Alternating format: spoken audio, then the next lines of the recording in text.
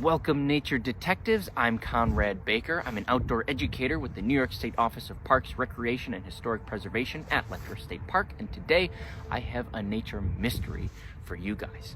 I was walking on the trails today and I found what I believe to be the head of a dead bird. Head of a dead bird. Very yucky and very sad, but I think we can get an educational experience from this, and I think we can use our nature tools to figure out what kind of bird it is. So here is our nature mystery right here. Now right off the bat you can see that I'm using this scientific piece of paper to keep my fingers from touching this directly. We can also see our first nature clue, and that is its color. Its color. I see one spot of white up here that's showing through, but in general, I think when this bird was alive, it would have had almost an entirely brown head. Almost entirely brown. And I don't see any stripes or streaks or spots or speckles, and I really don't see any feathers on the top of the head being all dark, almost black. That would be a huge, huge nature clue. But I see, in general, this head is all brown. The feathers are all brown. Next nature clue, its size. How big is it? I would say, I was trying to figure this out earlier, it's about the same size as my palm, maybe a little bit smaller, palm of my hand.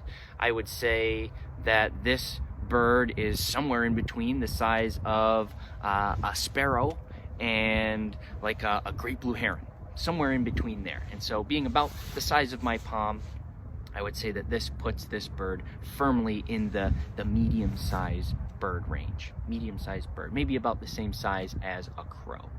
So, our last nature clue, its shape. What shape is it? All those different birds have different shaped skulls and especially different shaped beaks. Now this beak, I would not describe as long and skinny and pointed. I would not describe it as wide and flat and thin.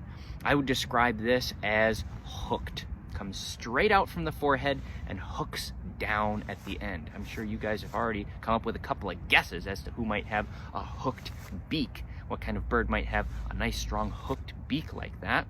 So let's put all our nature clues together. We have a strongly hooked beak that is about the same size as my palm and is generally all brown. This is the head of a red-tailed hawk.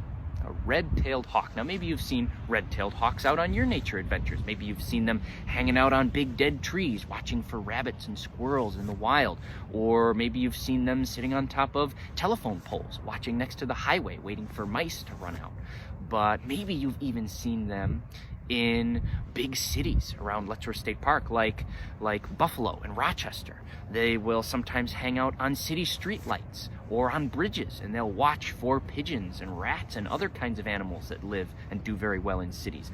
This is one of the animals that can do very well in cities. In fact, they're so good at keeping up with the changing in their environment that they are one of the most adaptable wild species out there. They can adapt to pretty much anything that we throw at them. We build up big skyscrapers and change habitat all the time, and red-tailed hawks just keep cruising through life like there's no problem at all. No problem at all. They're very, very adaptable animals.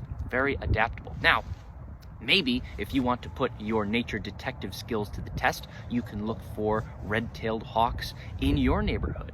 You probably don't have to look very far. In fact, anytime you're out for a drive or out for a walk, you can just look up into the sky and you might see a bird sailing around with nice big wide wings and a pale white belly. You might even see like a brown stripe, almost like a belt around the middle. That's a dead giveaway for a red-tailed hawk. And if you're really lucky, you might even see on the tail, you might see that the tail is kind of reddish, which was what gives it its name, red-tailed hawk. And at this time of year, you guys can probably guess that they are nesting. They are usually flying in pairs, two red-tailed hawks flying together. You might even see them nest at the top of a tree or maybe even on top of a building that doesn't get used very much.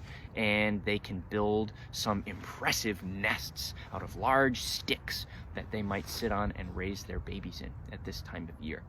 Well, thank you so much for joining me for today's nature mystery. If you have any questions about red-tailed hawks or other birds of prey in New York State, you can pop a question in the comment section below the video. Be sure to like Letchworth State Park's Facebook page and stay tuned for more nature mysteries.